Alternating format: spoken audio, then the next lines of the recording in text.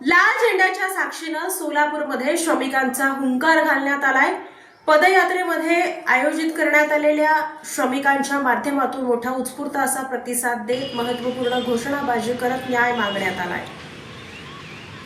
भारताचा कम्युनिस्ट पक्ष मार्क्सवादी यांच्या वतीने आंतरराष्ट्रीय कामगार दिन, महाराष्ट्र दिन आणि सोलापूर महानगरपालिका वर्धापन दिनाचे औचित्य साधून भव्य श्रम सन्मान पदयात्रा व जाहीर सभा उत्साहात पार पडली।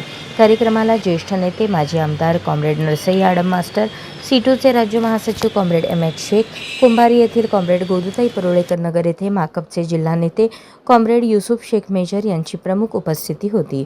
दत्तनगर येथील आंध्र दत्त चौकातून पारंपरिक वाद्यांच्या गजरात आणि हातात लाल झेंडे घेऊन पदयात्रेला सुरुवात झाली।